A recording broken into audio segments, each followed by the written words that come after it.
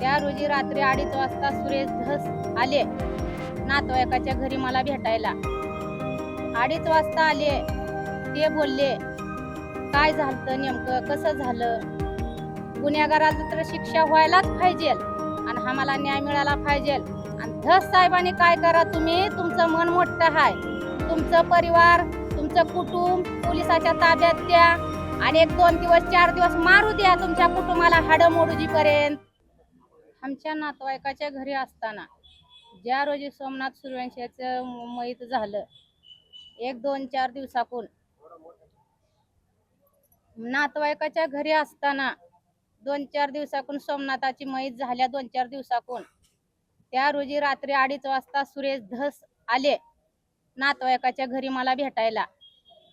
2:30 वाजता आले.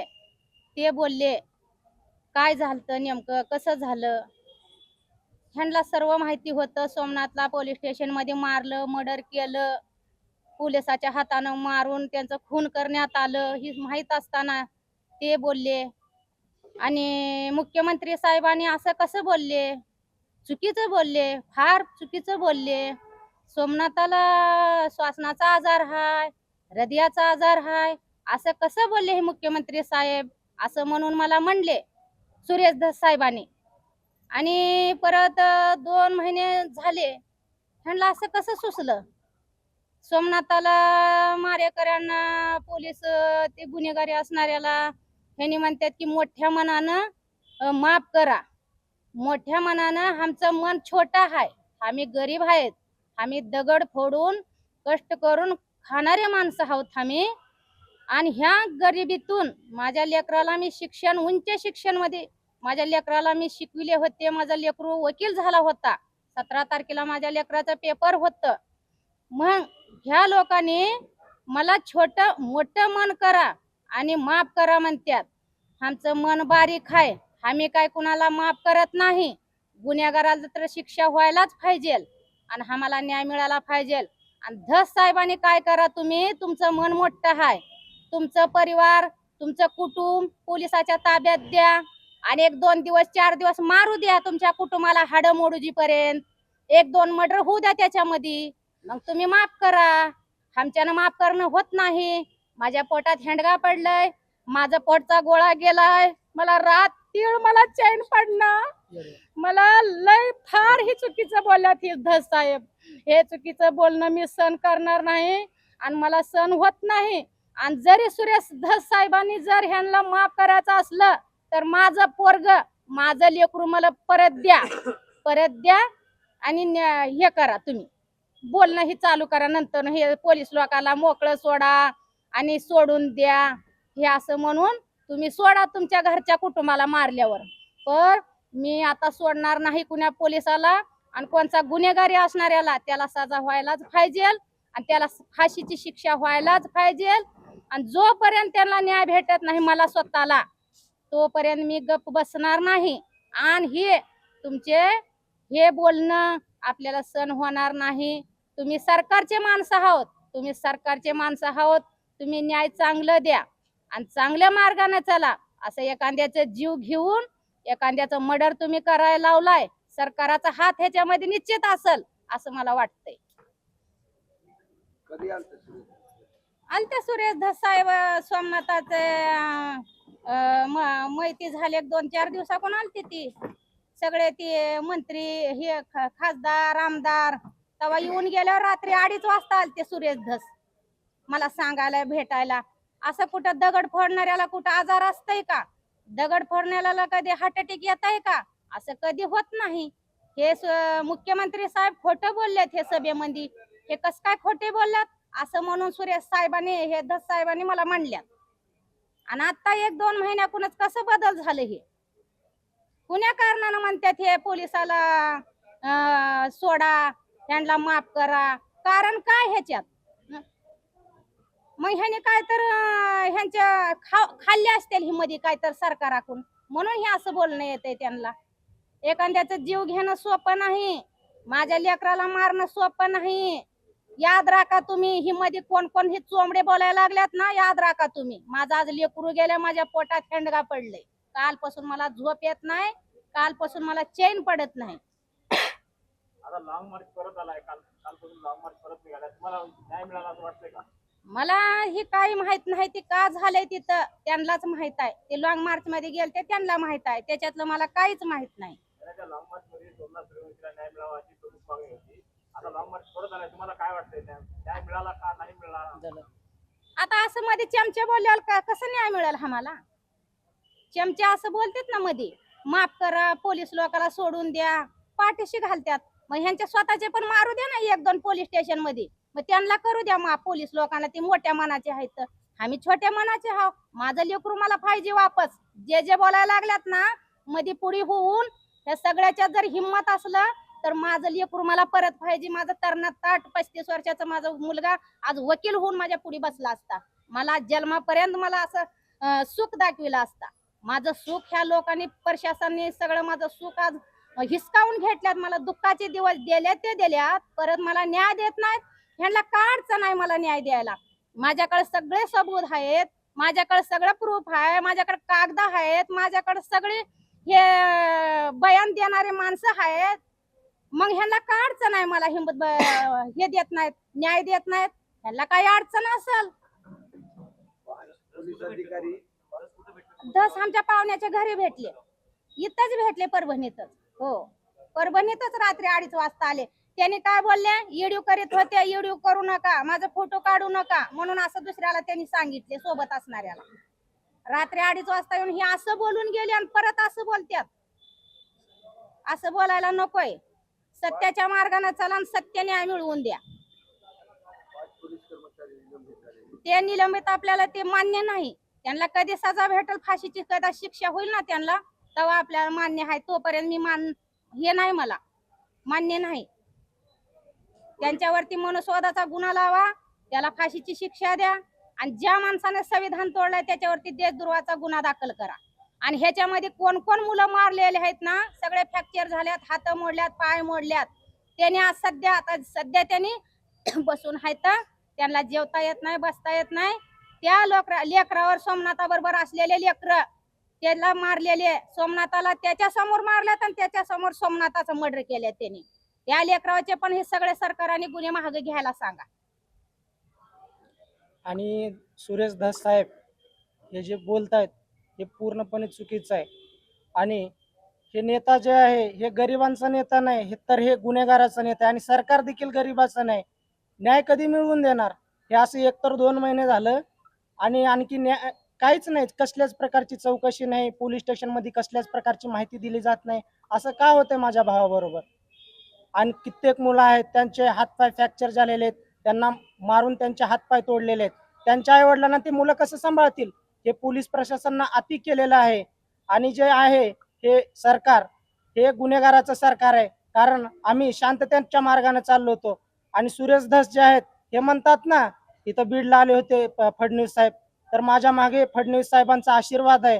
तुमच्या मागे फडणवीस साहेबांचा आशीर्वाद असेल तर माझ्यासोबत माझं संविधान आहे, डॉक्टर बाबासाहेब आंबेडकरांचा आशीर्वाद आहे आणि महात्मा गौतम बुद्ध आहेत. म्हणून आम्ही शांततेच्या मार्गाने चाललोय. या शांततेचं परिवर्तन जर वादळात झालं तर हे सरकारला खूप महागात पडेल आणि हे वादळ रोखता येणार नाही. कारण आम्ही सुशिक्षित आहोत म्हणून, शांत आहोत म्हणून तुम्ही फायदा घेताय का? आम्ही सुशिक्षित लोक, आम्ही विद्यार्थी लोक जर हातामध्ये पेन वही न घेता हातामध्ये जर शस्त्र घेतलो तर सरकारला रोखणं खूप मोठं मुश्किल होईल.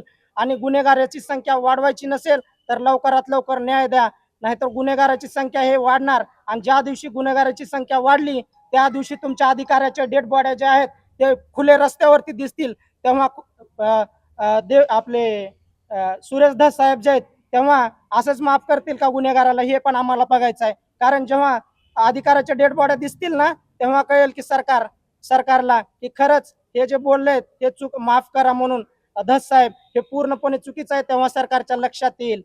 म्हणून आम्हाला आमची एकच मागणी आहे, जोपर्यंत न्याय भेटत नाही आणि तोपर्यंत आम्ही थांबणार नाही. आणि आम्ही सध्या शांततेच्या मार्गाने चाललोय, म्हणजे महात्मा गौतम बुद्धाच्या मार्गाने चाललोय. हे सरकारनं लक्षात घ्यावं. आणि शांतता खूप भयानक असतं, ह्याचं जर वादळात जर परिवर्तन झालं तर ह्याला नक्कीच जबाबदार हे सरकारच राहणार, एवढंच सांगतो. बरं, हे 5 कर्मचारी आणि अधिकारी निलंबित आहेत, त्याचा काही कागद दिला? कसल्याच प्रकारचा कागद नाही, कसल्याच प्रकारची अधिकृत माहिती नाही आणि निलंबित काहीच होणार नाही. आज निलंबित करतील, 4 दिवसांनी ड्युटीवरती घेतील, जॉबवरती घेतील आणि हे गुन्हेगार जे आहेत मोकाट फिरतील. आता बघा ते काय ते घोरबांड, त्याला निलंबित केले म्हटलं, त्याच्या चेहऱ्यावरती थोडं तर गांभीर्य दिसतं का? तो नांदेडला जातो, मग निवांतपणे शिंदे साहेबांना भेटतो, हसतो, बोलतो. हे काय थोडं गांभीर्य आहे का? ही निलंबित करण्यानं काहीच नाही. त्यांना फाशीची शिक्षा दिली पाहिजे. 302चा गुन्हा दाखल झाला पाहिजे. जे जे माझे कॉलेजमध्ये शिकणारे मुलं आहेत त्यांच्यावरती खोटे गुन्हे दाखल झालेत, त्यांचे गुन्हे मागे घेतले पाहिजेत. आणि ते मानवते मावशी, त्यांना तर किती क्रूर मारलेत. 5-5 पोलीस कर्मचाऱ्यांनी, पोलीस अधिकाऱ्यांनी, पुरुष माणसांनी त्यांच्या मांड्यावर उभारून त्यांना अतिशय अमानुषपणे मारहाण केले. त्या मावशीने म्हणले, साहेब मला लघवी आली, मला बाथरूमला आले, मला जाऊ द्या. तरी देखील ते पोलीस अधिकारी का म्हणतात, तू इथंच कर, तू बाथरूम इथंच कर, लघवी इथंच कर. म्हणून पोलीस अधिकारी एवढं जर अत्याचार करत असतील तर हे सहन करून घेणार नाही. आणि सरकार जर असंच जर गपचूप जर बघत असेल तर सरकारची जागा जनता दाखवून दिल्याशिवाय राहणार नाही. आम्ही गरीब लोक आहेत म्हणून एवढं म्हणजे गांभीर्याने घ्या, सरकारला एवढंच सांगतो. आणि लवकरात लवकर आम्हाला न्याय मिळवून देण्याचा प्रयत्न करा. आणि याच्यानंतर जे जबाबदारी आहे, सरकारच जबाबदार राहील सर्व गोष्टींवर. सुरेश धसांनी जी प्रतिक्रिया दिल्याच्या नंतर त्यांच्याशी काय बोलणं झालं का किंवा संपर्क होऊ शकला आहे? कसल्याच प्रकारचा संपर्क नाही, कसल्याच प्रकारची माहिती नाही आम्हाला. पुढे दिशा काय राहील आता? आता दिशा काय नाही, जोपर्यंत न्याय भेटत नाही हे लढा चालूच राहील. आणि जो आमचे जीव गेले तर हरकत नाही. माझ्या भावाने एवढे मोठे स्वप्न पाहिले होते. गरिबा तो म्हणला की मी ज्या दिवशी वकील होईन त्या दिवशी मी कुणाचा 1 रुपया नाही घेणार, त्यांच्यासाठी मी लढेन. बाबासाहेबांनी एवढे मोठे योगदान केलेत, आपण त्यांच्यासारखं नाही, छोटं काहीतरी एखादी तरी योगदान करून दाखव म्हणून माझ्या भावाचं स्वप्न होतं. तो पुढे जाऊन PhD ला नंबर लागला होता, तो जज होणार होता. ह्या सरकारने स्वप्न त्याचे तोडून टाकलेत. आणि एकच सांगतो, गुन्हेगार गरीब असो या मंत्री असो किंवा कसलाही श्रीमंत असो, शेवटी गुन्हेगार तो गुन्हेगार असतो. आणि गुन्हेगाराला वाचवण्याचा प्रयत्न तुम्ही जे असतात म्हणजे पोलीस अधिकाऱ्यांचे वरचे पदचे DSP असो, कोणी असो, कमिशनर असो, त्यांना तुम्ही वाचवण्याचा प्रयत्न करू नका. कारण तुम्ही जर वाचवायचा प्रयत्न केलात तर दुसरे पोलीस लोक असंच त्यांचा आदर्श घेतील. ते कितीही असो, 30 असो, 40 असो, पोलीस लोक गुन्हेगार, त्यांना लवकरात लवकर तुम्ही शिक्षा द्या. तुम्ही मोठ्या पदावरती बसलेला आहात आणि तुम्हाला ते निर्णय घेता येते. आणि तुम्ही जर असं जर त्यांना पाठीशी घालत असाल तर आम्ही हे खपवून घेणार नाही, एवढं सांगायचं आहे आम्हाला. आता तुम्ही मला की हा लढा चालूच राहील, लढ्याचं स्वरूप काय असेल तुमचं? लढ्याचं स्वरूप आम्हाला न्याय देत नाही सरकार.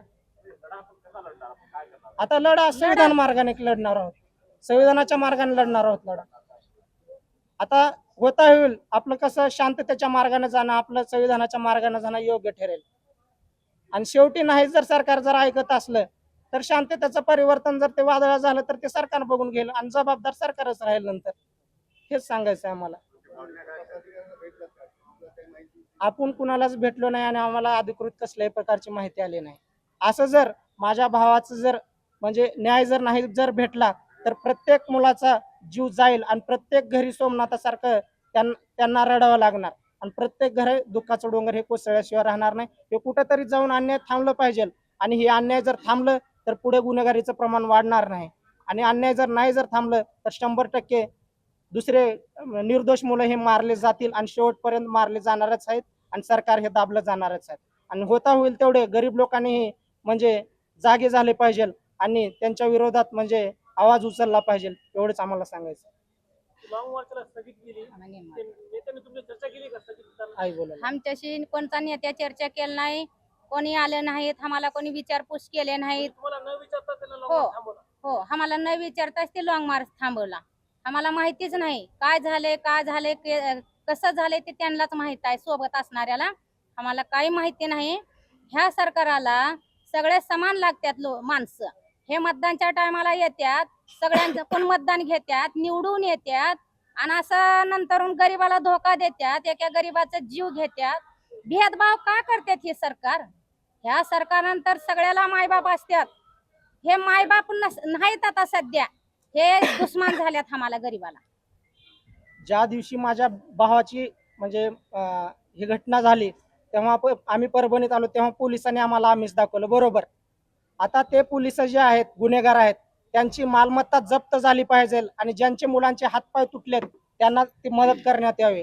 कारण हे जे आहेत ना हे खुशाल फिरत आहेत गुन्हेगार लोक आजकाल. आम्हाला रात्री 9-10 वाजता तिथं नेले. आम्हाला 50 लाख रुपये देतो, तुमच्या 2 मुलाला नोकरी लावतो असं म्हणून ह्या घोरबांडानं सांगितलं. आणि आम्हाला तिथून ह्याला गेलो, औरंगाबादला गेलो. तिथून आम्ही डेट बॉडी घेऊन माघारी येत होतो. चिरफाड झाल्यावर तिथं आम्हाला पाचोड्या आंबड चौकात अडवले. तिथं 40-50 पोलीस आले. आम्हाला इकडे येऊ देत नव्हते. एवढं आमच्याशी एवढं अति वागतात, एवढं हे कशासाठी वागतात ही लोक? आम्ही काय केलंय त्यांचं? आम्ही का चोरी केलाय? आम्ही काय केलंय त्यांचं? आम्हाला न्याय देत नाहीत. आम्हाला न्याय पाहिजे. आम्ही ह्या न्यायासाठी आमचा लढा थांबणारच नाही. आमचा न्यायासाठी असाच लढा आमचा चालू राहील. हा न्याय फक्त सरकारमध्ये आम्हाला काही माहिती नाही. आम्ही घरीच आहोत, परभणीमध्येच आहोत. आम्ही लॉंग मार्च मध्ये इथं फक्त त्या ह्याच्यापर्यंत गेलतो, पोरगा आमचं जंतूर पर्यंत गेलतं. तिथून ते आजारी पडलं, मी आजारी पडले म्हणून महागारी आलं माझ्यासाठी माझं पोरग. तिथून पुढे काय घडलंय की काय झालंय की आम्हाला त्याच्यातलं काहीच माहिती नाही.